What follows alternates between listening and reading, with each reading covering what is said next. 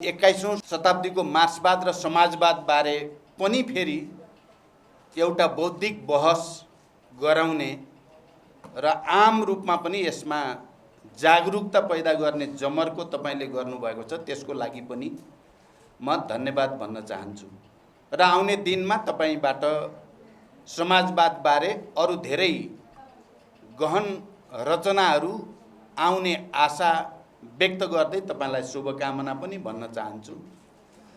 मैले आज यो कार्यक्रमको बारेमा मलाई पहिले नै यो पुस्तक दिएर कार्यक्रमको बारेमा जानकारी गराउनु भएको थियो, तर यस बीचका अलि बढी नै राजनैतिक घटनाक्रम र कामको चटारोले पनि होला म आफै आज त्यति धेरै स्वस्थ छैन र मैले अघि वामदेवजीलाई म नआए के हुन्छ, बाबुरामजी आउनुहुन्छ भने भइ नै हाल्यो, उहाँले आफ्नो विषय राख्नुहुन्छ, हाम्रो कुरा तपाईँ नै हुँदै हुनुहुन्छ भनेको मान्नु भएन वामदेवजी।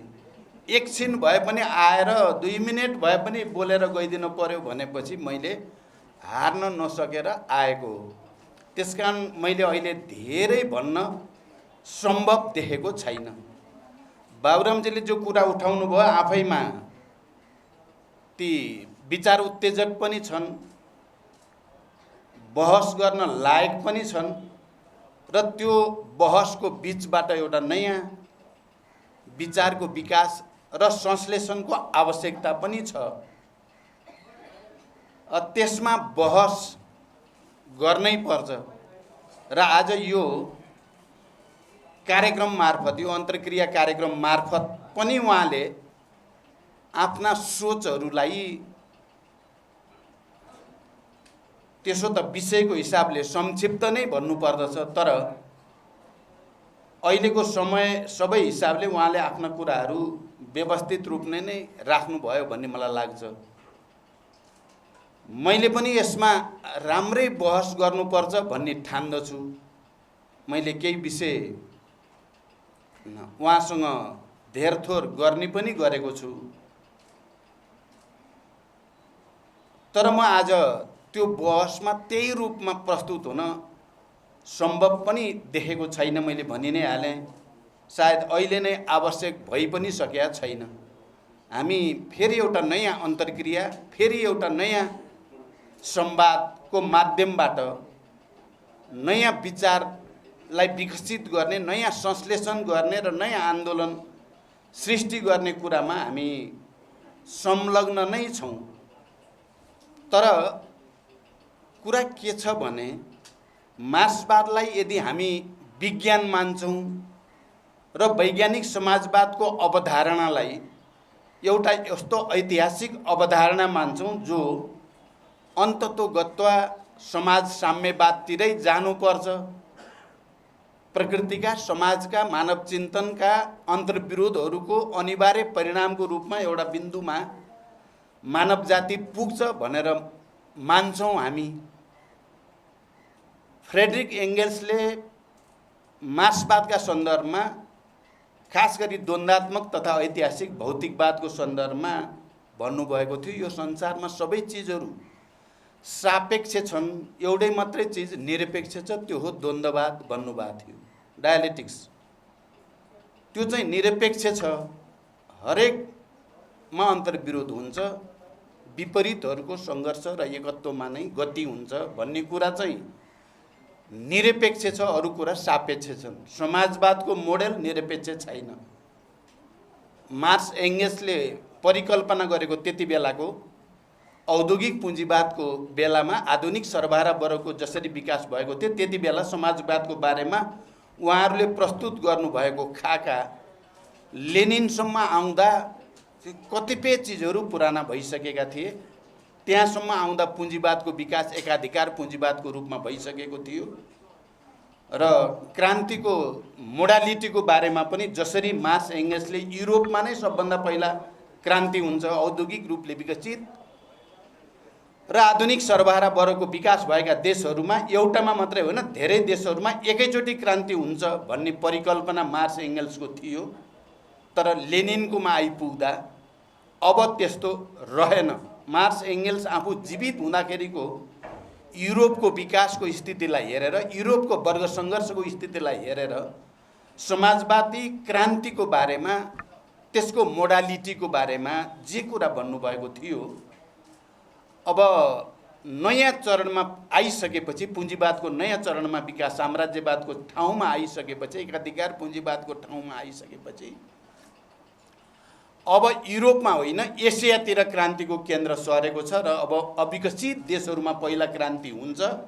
साम्राज्यवादी शोषण उत्पीडनको कडी जहाँ कमजोर छ ती देशहरूमा क्रान्ति हुन्छ र एउटै देशमा क्रान्ति हुन सम्भव छ भन्ने निष्कर्ष लेनिनले निकाल्नु भयो र त्यहाँबाट हामीले जो विकसित भएको मार्क्सवाद भन्छौँ, समाजवादको मोडेलको हिसाबले पनि लेनिनले युद्ध कम्युनिजम, वार कम्युनिजमको स्थिति बिहोर्नु पर्यो प्रथम विश्वयुद्ध र त्यसपछि सोभियत सङ्घको जन्म भइसकेपछि पनि त्यहाँ 14वटा राष्ट्रबाट एकैचोटि हमला भएपछि उहाँले वार कम्युनिजमको परिकल्पना गर्ने बेलामा डेमोक्रेसीको, लोकतन्त्रको सबभन्दा ठुलो प्रवक्ता हुनुहुन्थ्यो मार्क्स आफै र लेनिन आफै।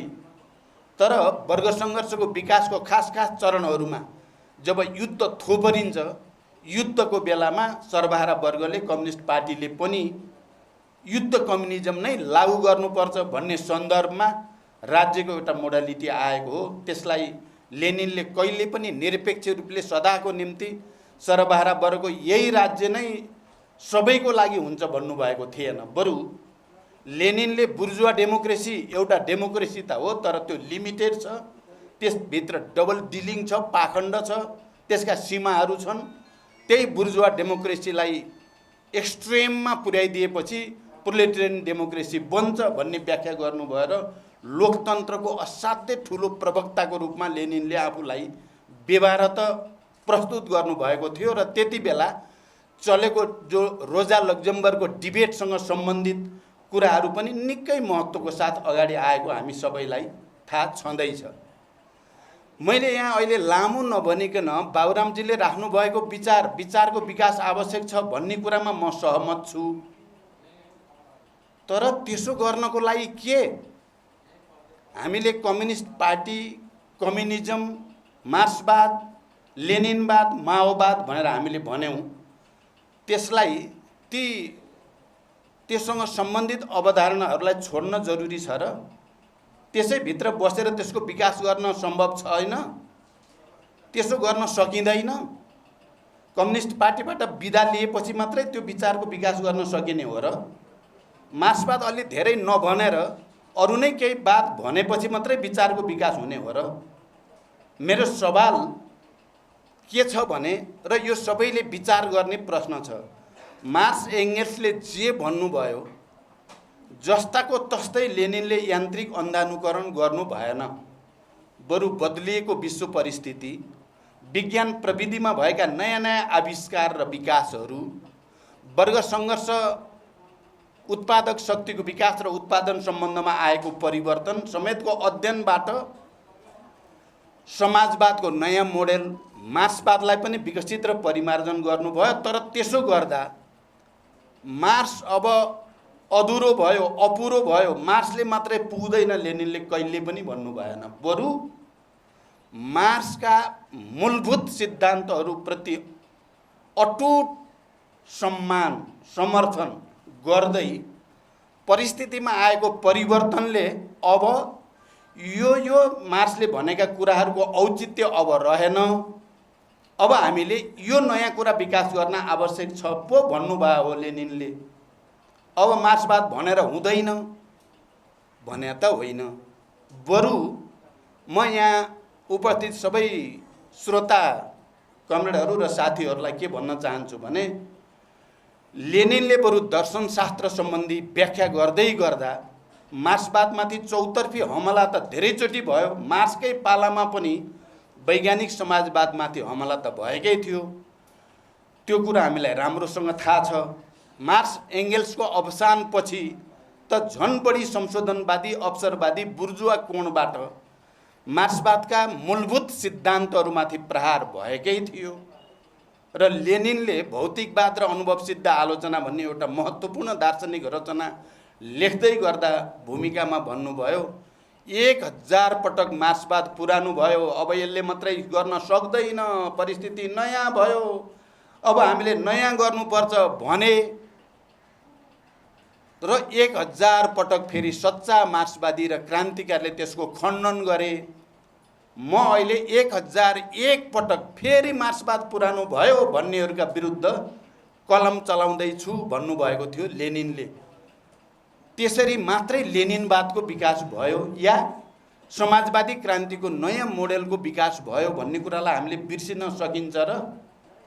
माओ त्से-तुङले चीनमा क्रान्ति न मार्क्स एङ्गेल्सले भनेको चाहिँ नक्कल गरेर गर्नुभयो, न लेनिनले भनेकै मोडेललाई नक्कल गरेर गर्नुभयो। उहाँले त बरु तेस्रो विश्वका अलि अविकसित कृषि प्रधान देशहरू, कृषि किसानहरूको बाहुल्य भएका देशहरूमा बुर्जुवा जनवादी क्रान्ति पनि नयाँ ढङ्गले गर्नुपर्छ भन्दै लोकतन्त्रको अभ्यासको नयाँ मोडालिटी सहित, जसलाई उहाँले नयाँ जनवादी क्रान्ति भन्नुभयो, एकदम नयाँ बनाउनु भयो। तर त्यसो गर्दा मार्क्स र लेनिनका विचारहरू पुराना भए, तिनले अब काम दिँदैन, कहिले पनि माओ त्से-तुङले भन्नु भएन या चिनिया कम्युनिस्ट पार्टीले भनेन।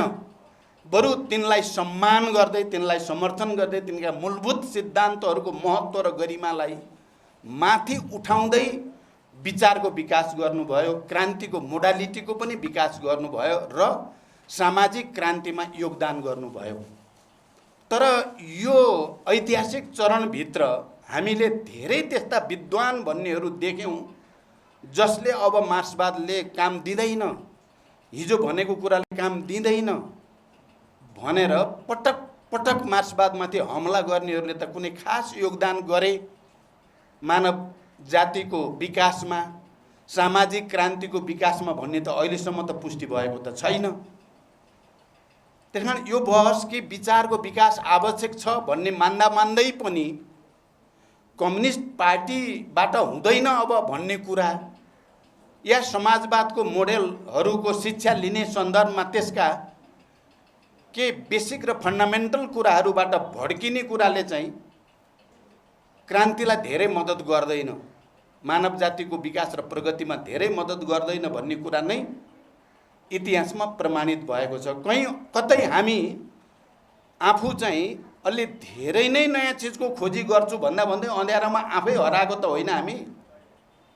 हामी कता हो कता चाहिँ कुहिराको काग चाहिँ हामी बन्न त पुग्दैनौँ। हाम्रो चाहना बडो पवित्र भए पनि हामीले मार्क्सवादी विज्ञानका फन्डामेन्टलहरूप्रति नै आशंका पैदा गर्न थाल्यौँ भने, द्वन्द्वात्मक तथा ऐतिहासिक भौतिकवादका सार्वभौम सिद्धान्तहरूमाथि नै शङ्का पैदा गर्ने गरी प्रस्तुत हुन थाल्यौँ भने हामीले अहिले विज्ञान प्रविधिमा भएको विकास र यसको व्याख्या गर्दा चाहिँ हाम्रो सार्वभौम सिद्धान्तको महत्ता र गरिमालाई कमजोर पार्न थाल्यौँ भने हामी आफै हराउने त होइन। यो प्रश्न चाहिँ धेरै निधार खुम्च्याएर हरेक बुद्धिजीवीहरूले सोच्नुपर्ने प्रश्न हो भन्ने मलाई लाग्छ। त्यसो गरिएन भने अप्ठ्यारोमा पर्न सकिन्छ। घटनाक्रमले पुष्टि बाबुरामजीले भने जस्तो मात्रै गरेका छैन। यसो गर्दा झन् न यता न उता हुने खतरा हुँदो रहेछ, विघटन र विसर्जनको खतरा हुन्छ है भन्ने कुरा पनि त इतिहासमा पटक पटक पुष्टि भएका छन्। त्यसकारण म यो बहस उठाउन पर्छ भन्ने नै ठान्छु। मार्क्सवादको विकास र परिमार्जन हुनुपर्छ भन्ने नै ठान्छु। तर त्यसो गर्दा गर्दै कम्युनिस्ट पार्टीप्रति, मार्क्सवाद लेनिनवाद माओवादप्रति या द्वन्द्वात्मक तथा ऐतिहासिक भौतिकवादप्रति आशंका पैदा हुन नजाओस् भन्ने कुरामा हामी असाध्यै बढी सतर्क हुनुपर्दछ। जहिले पनि मार्क्सवादको विकास चाहिँ विभिन्न गलत विचार प्रवृत्तिका विरुद्ध सङ्घर्षको बीचबाट हुँदै आएको छ। त्यसो भएर मार्क्सवादलाई सङ्घर्षको दर्शन भन्ने कारण पनि त्यही हो। त्यसो गर्दा मुख्यतः एकातिर मार्क्सवादलाई धर्मशास्त्रको रूपमा मन्त्रहरू जप्या जस्तो गरी जप्ने प्रवृत्ति आज होइन, मार्क्सकै पालादेखि जन्म र विकास हुँदै आएको छ। त्यो यसलाई हामीले जडसूत्रवादी प्रवृत्ति भन्छौँ, जड रूढिवादी हामीले सधैँ भन्ने गर्छौँ बौद्ध भिक्षु रहेसम्म घन्टी त बजाइराख्ने हो भनेको छ। उही घन्टी बजाएको छ। हाम्रो कम्युनिस्ट आन्दोलनभित्र पुरानो पुस्ताका थुप्रै नेताहरू घन्टी बजाउनु भएको छ, अहिले पनि बजाइ नै राख्नु भएको छ। समाज कहाँ पुग्यो, विज्ञान कहाँ पुग्यो, वर्ग सङ्घर्ष कहाँ पुग्यो, उत्पादक शक्तिको विकास कहाँ पुग्यो, उत्पादन सम्बन्ध अहिले कस्तो छ, मानिस मानिसका बिचका सम्बन्धहरू कसरी विकसित भएका छन् भन्नेतिर गहन अध्ययनतिर होइन, पुरानै कुरालाई दोहोऱ्याउने र जसले त्यो पुराना कुराभन्दा नयाँ कुरातिर तर्क गर्न खोज्यो त्यसलाई संशोधनवादी अवसरवादी भनेर आक्षेप लगाउने एउटा प्रवृत्ति जहिले पनि त्यो प्रवृत्ति छ र त्यसका विरुद्ध सङ्घर्ष हामीले देखेका छौँ विश्वव्यापी रूपमा। भने अर्को अब मार्क्सवादबाट केही हुँदैन, सर्वहारा वर्गको अधिनायकत्व, मार्क्सवाद, द्वन्द्वात्मक भौतिकवाद पुरानो भइसक्यो, अब नयाँ दर्शन चाहिन्छ, नयाँ विचार चाहिन्छ भनेर मार्क्सवादलाई परित्याग गर्न खोज्ने प्रवृत्ति र वर्ग सङ्घर्ष होइन वर्ग समन्वयतिर जान खोज्ने प्रवृत्ति, त्यसलाई हामीले अनुभववादको रूपमा संशोधनवादको रूपमा विरोध गर्छौँ र ती दुईटाको बिचमा दोलायमान हुने प्रवृत्तिको रूपमा पनि एउटा मध्यपन्थी धारा पनि कम्युनिस्ट आन्दोलनमा देखा पर्दै आएको छ, समाजमै पनि। त्यसकारण यो बहस सामान्य छैन, यो बहस धेरै गम्भीर छ, तर यो बहसमा हामी प्रवेश गर्नैपर्छ। म बाबुरामजीलाई यस अर्थमा धन्यवाद भन्न चाहन्छु, तपाईँले नयाँ सिराबाट एकचोटि फेरि बहस उठाउने जमर्को तपाईँले गर्नुभएको छ। हामी सबै यो बहसलाई रचनात्मक रूपले उठाउने, सृजनात्मक रूपले उठाउने र एउटा सकारात्मक निष्कर्ष दिने कोसिस गरौँ र यो बहसलाई कसैलाई निषेध गर्ने उद्देश्यका साथ होइन, विचार विमर्शद्वारा एउटा नयाँ संश्लेषणमा पुग्ने वाद विवाद र संवादको प्रक्रियाको रूपमा यसलाई प्रयोग गर्ने कोसिस गरौँ। त्यसो भयो भने धेरै राम्रो चिज हुन सक्छ। अब यहाँ अलिकति प्रसङ्ग बाबुरामजीले पनि ल्याउनु भयो। हामीले धेरै वर्ष झन्डै 2.5-3 दशक हामी सँगै बस्यौँ, एउटै कमिटीमा सँगै सहयोद्धाको रूपमा। हामीले नेपाली क्रान्तिको बारेमा अलि मौलिक ढङ्गले विचार गर्नुपर्छ भन्यौँ, जति बेला भन्यौँ त्यति बेला हामीले मार्क्स लेनिन माओलाई 3टा कोसे ढुङ्गाको रूपमा स्वीकार गऱ्यौँ। त्यसैको आधारमा जनयुद्धका रणनीति र कार्यनीतिको खाका कोर्यौँ। त्यसैको आधारमा अगाडि बढेर हामी यहाँसम्म आएका छौँ र अहिले पनि त्यसका उद्देश्यहरू पुरा भइसकेका छैनन्। शान्ति प्रक्रिया अझै सबै चिजहरू टुङ्गिएको छैन। सङ्घीय लोकतान्त्रिक गणतन्त्र जहाँसम्म ल्याउन जनयुद्धले सबभन्दा ठुलो भूमिका खेल्यो, त्यही सुदृढ भयो। अब हामी नयाँ ढङ्गले सोध्ने ठाउँमा आइपुग्यौँ भन्ने ठाउँमा पुगेका पनि छैनौँ। हामी अहिले प्रतिगमनका विरुद्ध लडी पनि राखेका छौँ। पहिला क्रान्तिका उपलब्धिको रक्षा गरौँ र त्यसमा टेकेर अगाडि जाउँ भनिराखेकै छौँ भने यो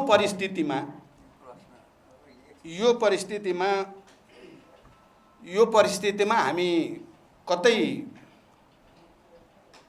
जडतामा फस्ने खतरा, कतै अनुभववादमा फस्ने खतरा या कहीँ न कहीँ विचलन र विसर्जनको दिशातिर जाने खतरा दुवैप्रति सतर्क हुनुपर्छ भन्ने मलाई लाग्छ। बाबुरामजी आफै पनि सतर्क हुनुहुन्छ नै भन्ने म ठान्दछु। त्यसकारण यो बहसलाई सकारात्मक र रचनात्मक दिशा दिउँ भन्ने म अपिल गर्न चाहन्छु। र मैले अहिले योभन्दा बढी भनिनँ। फेरि एकचोटि वामदेवजीलाई धन्यवाद भन्न चाहन्छु। जे भए पनि यो बहस उठाउने जमर्को तपाईँले वातावरण बनाइदिनु भयो, त्यसको लागि। अब यहाँ एकजना साथीले मन्त्री परिषद विस्तार कहिले हुन्छ भनेर सोध्नु भएको रहेछ। यो मिडियाकर्मीको हो कि कसको हो? ए मिडियाकर्मीकै रहेछ। अब हिजोबाट एउटा नयाँ परिस्थिति बनेको छ। आज बिहान मात्रै प्रधानमन्त्री जी, माधव नेपालजी र म बसेका पनि थियौँ। अब मन्त्री परिषद विस्तार गर्न ढिलो गर्न हुँदैन, तुरुन्तै टुङ्ग्याउनु पर्छ भनेर बिहान सबै पार्टीका नेताहरूको के समझदारी बनेको छ भने यो दर्ता भएको पार्टीको शनाखत हुने बित्तिकै एकै दिनमा मन्त्री परिषद टुङ्ग्याइदिनु पर्छ भन्ने कुरा भएको छ। जति छिटो उहाँको शनाखत हुन्छ त्यति छिटो मन्त्री परिषद विस्तार हुन्छ। एउटा मिडियामा अलि बढी आएको छ, धेरै साथीहरूले टिप्पणी गर्नुभएको छ। केपी ओलीले अध्यादेश ल्याउँदा हामीले धेरै चर्कैसँग विरोध गरेको हो।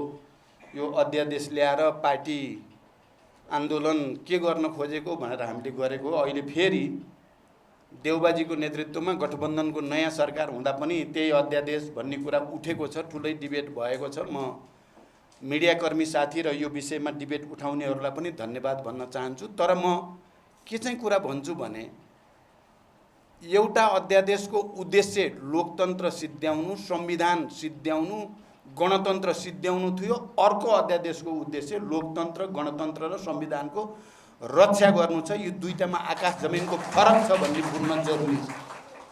बडो निरपेक्ष र आदर्शवादी ढङ्गले सबै अध्यादेश उस्तै हो। लोकतन्त्र रक्षा गर्नको लागि ल्याएको अध्यादेश नि उही हो, लोकतन्त्र मान्न ल्याएको अध्यादेश नि अध्यादेशै हो भन्ने कुराले प्रविधि र टेक्निकल कुरालाई हेर्ने, राजनीतिलाई कमान्डमा राख्ने राजनीतिक उद्देश्य बिर्सिने गल्ती चाहिँ हामीले गर्न हुन्न भनेर म अपिल गर्दै फेरि एकचोटि वामदेवजीलाई धन्यवाद भन्दै बिदा हुन्छु। धन्यवाद।